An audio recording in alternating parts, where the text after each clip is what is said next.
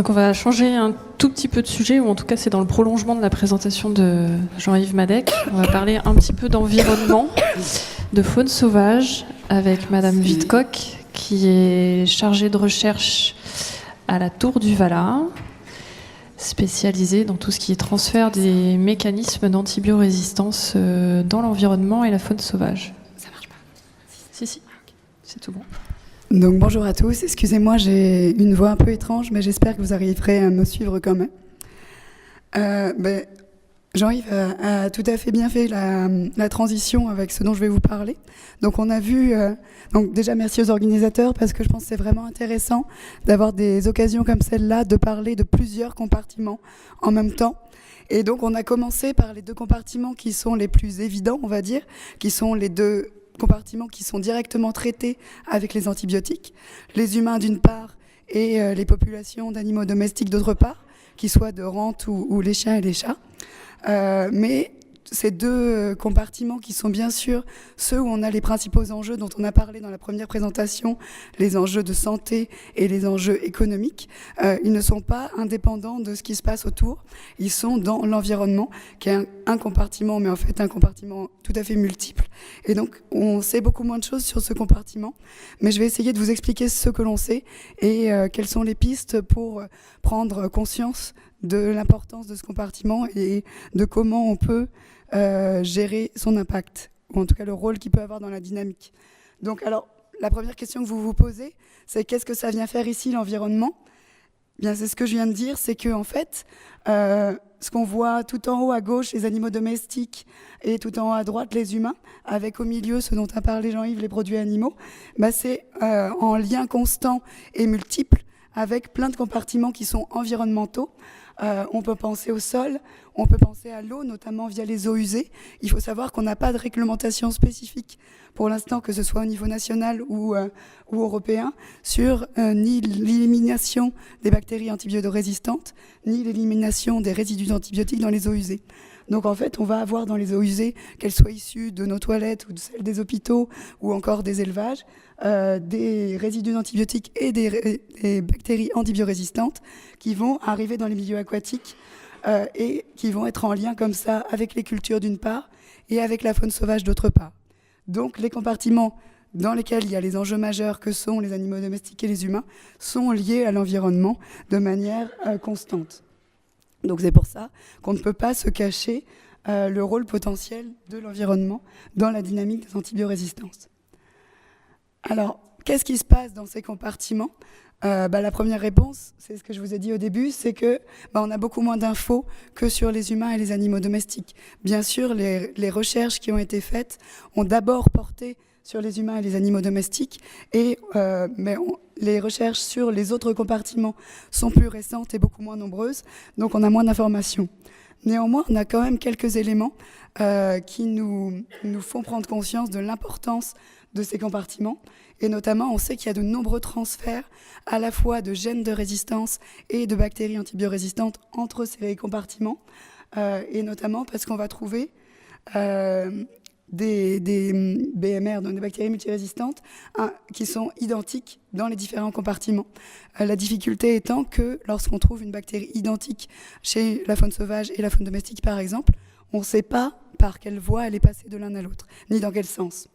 Et on sait par contre que dans certaines conditions, ces bactéries multirésistantes ou les gènes peuvent se maintenir dans l'environnement. C'est-à-dire que ce n'est pas forcément transitoire. Il peut y avoir certaines conditions qui font qu'ils vont être présents de manière prolongée. Ça peut être juste parce que le coût à la résistance est très faible. C'est-à-dire qu'ils vont rester aussi compétents que d'autres bactéries dans l'environnement. Ça peut être aussi parce que la résistance leur donne un avantage dans cet environnement, soit parce qu'il y a des résidus d'antibiotiques dans cet environnement, soit parce qu'il y a d'autres contaminants dans les milieux qui font qu'il y a quand même une pression de résistance qui maintient les antibiorésistances dans le milieu, et notamment on sait qu'il y a des co-sélections avec différents polluants pour certains mécanismes. Par exemple, des pompes d'effluves vont pouvoir protéger une bactérie de certains antibiotiques et aussi des métaux lourds. Donc la pollution de l'environnement peut avoir un lien avec la sélection des antibiotiques dans certaines conditions. Et on sait aussi qu'il y a des gènes de résistance qui peuvent être acquis par des bactéries pathogènes de l'homme ou de l'animal domestique dans l'environnement. On va le voir en parlant notamment du sol. Il y a une très grande diversité de gènes de résistance qui sont présents dans l'environnement et qui préexistent dans l'environnement à l'utilisation médicale des antibiotiques. Alors, donc, on va commencer par le sol. Là, vous avez un graphe un peu barbare, mais en gros, ce qu'il faut voir, c'est qu'à gauche, on a des prélèvements de fesses chez des animaux domestiques, justement. Ensuite, ceux qui sont un peu plus forts, c'est des fesses humains. On passe à l'océan, et ce qui est entouré, c'est le sol. Et ce qui est mesuré, c'est la diversité de gènes de résistance dans un échantillon. Et en fait, on voit qu'il y a une très grande différence entre le sol et les autres. Alors là, on parle de gènes de résistance en général, pas seulement ceux qui posent un problème clinique actuellement, mais en termes de diversité, celle-ci est très forte dans le sol. Et alors pourquoi elle est très forte dans le sol ? Donc c'est un réservoir potentiel de transfert. Et donc c'est un milieu qui est très complexe, c'est pas juste du minéral, ça va être du minéral certes, mais aussi des gradients de différents nutriments, des racines, des micro-organismes, des champignons. Et parmi tous ces micro-organismes, on a des producteurs initiaux d'antibiotiques, que ce soit des champignons justement ou des bactéries. Et en fait, ils vont eux-mêmes naturellement produire des antibiotiques pour s'accaparer les ressources du milieu ou le milieu lui-même. Donc eux vont résister aux antibiotiques. Et les espèces qui vont cohabiter avec ces micro-organismes ont parfois aussi acquis des résistances pour pouvoir continuer d'exploiter l'habitat. Donc en fait, en dehors de toute utilisation médicale des antibiotiques, on a dans l'environnement un espèce de réservoir très important de résistance qui en lui-même ne nous pose pas forcément problème à la base puisqu'il n'est pas chez des bactéries pathogènes, mais qui peut favoriser le transfert ensuite vers des bactéries pathogènes s'il y a une pression de sélection.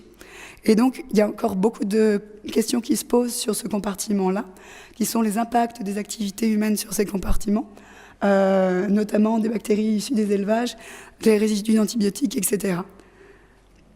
Donc, c'est vraiment un survol assez rapide pour vous montrer tous les éléments qui peuvent constituer l'environnement. On va parler beaucoup de l'eau. Là aussi, c'est pas un élément minéral inactif. C'est un compartiment très complexe. On voit de manière très schématique ici. Alors, c'est valable pour n'importe quel type de pollution. Et entre autres par les bactéries antibiorésistantes et par les résidus d'antibiotiques, qu'on a plein de sources potentielles de pollution des milieux aquatiques. Alors là, c'est une rivière, mais ça pourrait être un lac ou la mer même. Et donc, on a des sources urbaines, y compris les hôpitaux, des sources industrielles, des sources agricoles, etc. Et on va avoir tout un tas de transformations qui se font dans cet environnement, avec des dépôts, certains résidus qui vont être emmenés en aval, etc. Donc, on a plein de sources de contamination et on a beaucoup de mécanismes en jeu. Alors, juste pour vous donner un exemple de la complexité de la chose, là, c'est sur un affluent de la Seine. C'est l'équipe de Fabienne Petit qui a fait ça. Et en fait, on voit les couleurs, ce sont les pourcentages de souches avec plus ou moins de résistance. Les vertes sont celles qui ont au moins 4 résistances. Et les petits triangles qu'on voit un petit peu moins, c'est le nombre d'intégrons de classe 1. Et en fait, on va de gauche à droite, d'amont en aval. Donc on voit qu'on augmente, il y a tout un tas d'élevages et de stations d'épuration sur le cours de cet affluent. Et en fait, on voit qu'on augmente, mais que ce n'est pas linéaire.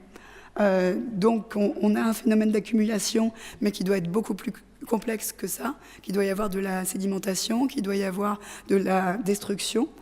Et on voit aussi qu'on a 2 types d'indicateurs qui donnent des réponses totalement différentes. Et ça montre la difficulté aussi dans l'environnement de savoir quel indicateur utiliser pour poursuivre la résistance. C'est vrai en population humaine et d'élevage, mais en général, la question se pose un petit peu moins. On va suivre un pathogène et ses résistances. Là, dans l'environnement, on ne sait pas forcément quoi suivre. Et donc, on voit que si on suit les bactéries elles-mêmes, c'est les couleurs, ou si on suit juste les intégrons, on n'a pas forcément la même réponse.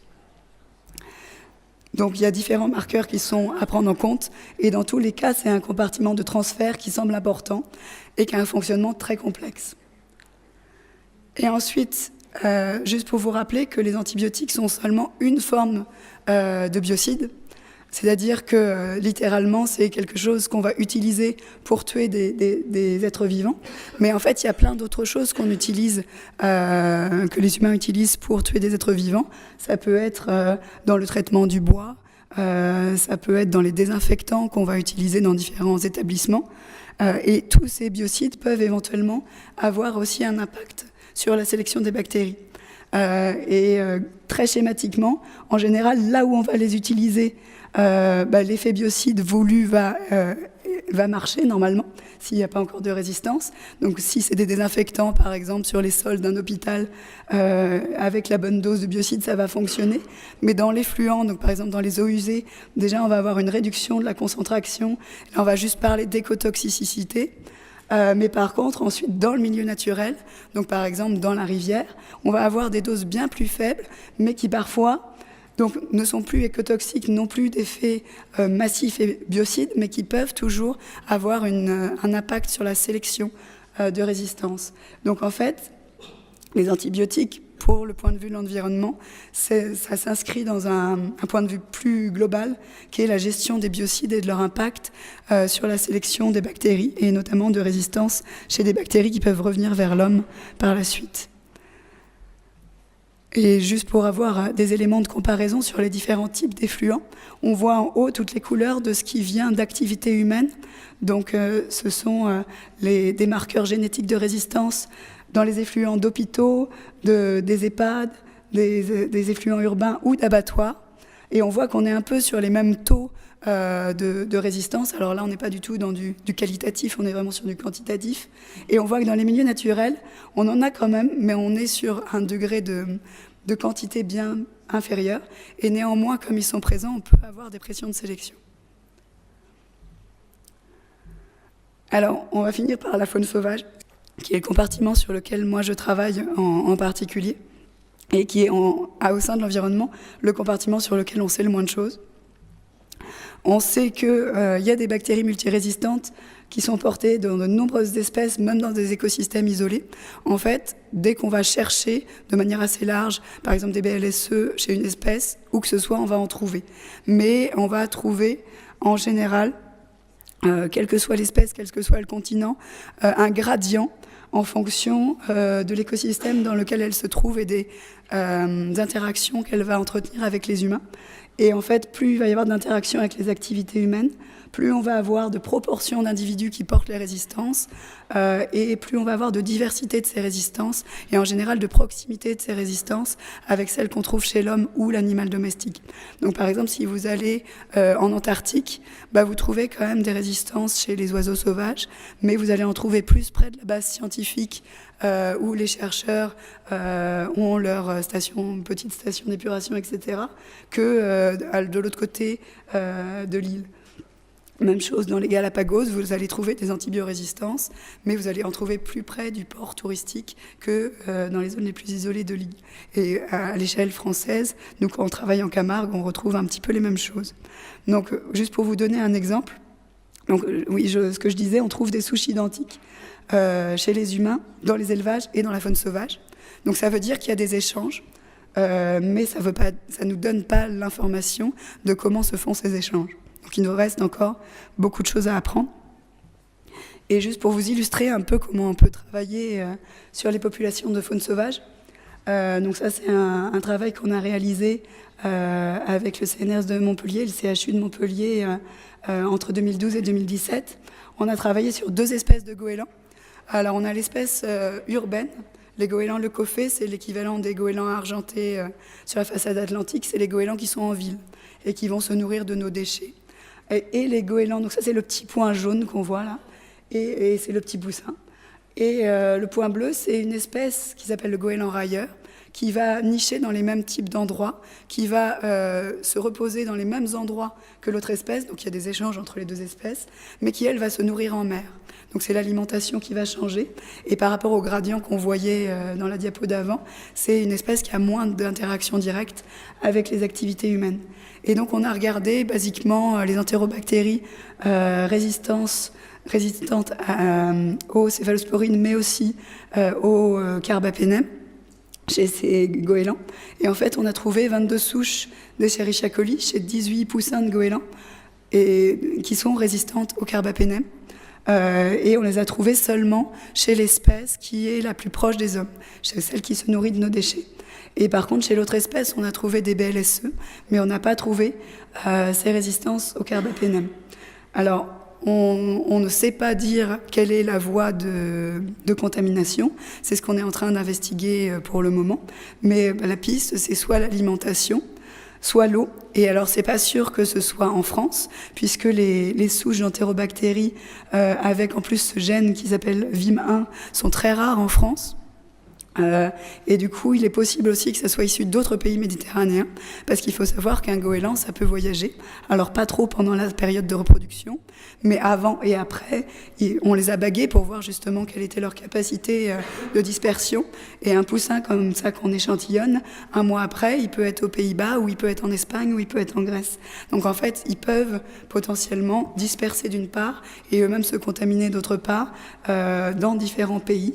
Et donc c'est un élément dynamique qui semble important à prendre en compte, même si pour l'instant, on n'est pas capable de dire quel est l'impact concret de ces contaminations en faune sauvage sur les animaux domestiques et les humains. Puisque du coup, voilà, on ne sait pas quelles sont les conséquences, quels sont les risques associés et quelles sont les voies d'échange.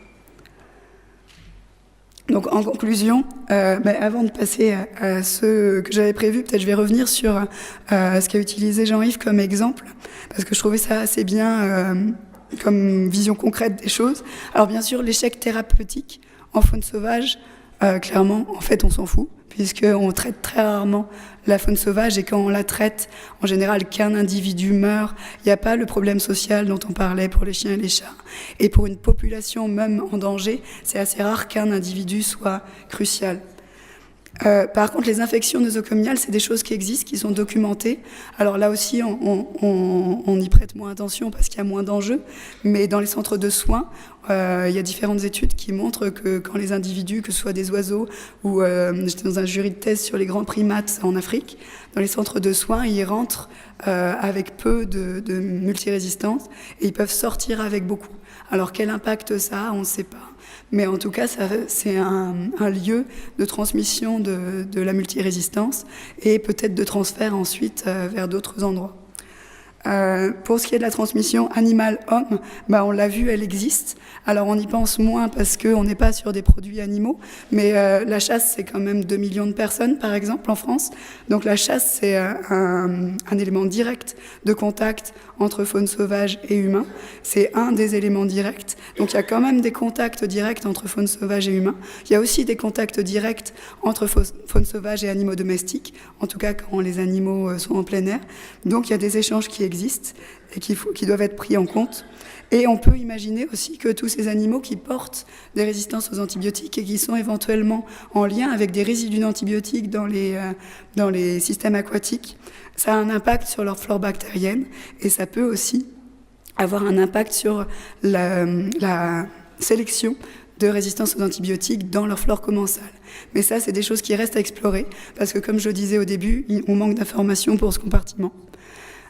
Donc ce qu'il faut retenir, c'est qu'il joue forcément un rôle, cet environnement, dans la dynamique des antibiorésistances. Et a priori, il faut qu'on le prenne en compte, mais on manque d'informations pour le faire. Il y a des recherches qui sont nécessaires et heureusement, il y en a plein qui sont en cours. Il y a des saisines qui sont en cours, notamment au niveau national, et des recherches en bibliographie qui devraient nous donner des réponses sur tout ce qu'on sait déjà et tout ce qui reste à savoir. Donc voilà. Et il existe déjà des éléments, on ne peut pas juste dire on ne peut rien faire parce qu'on ne sait rien. Comme je l'ai montré brièvement, il existe des méthodes de surveillance, même s'il y a plusieurs marqueurs, on sait déjà à faire, on sait déjà où aller chercher, on sait qu'on peut regarder dans l'eau, dans le sol, dans des espèces clés dans la faune sauvage, donc notamment dans celles qui font le lien entre la faune sauvage, les humains et les espèces domestiques. Et puis on sait qu'on a des voies d'action, comme par exemple la limitation de la contamination des eaux en général, des milieux aquatiques, et une utilisation raisonnée des biocides, et pas seulement des antibiotiques, mais aussi d'autres biocides comme les désinfectants. Et je vous remercie pour votre attention.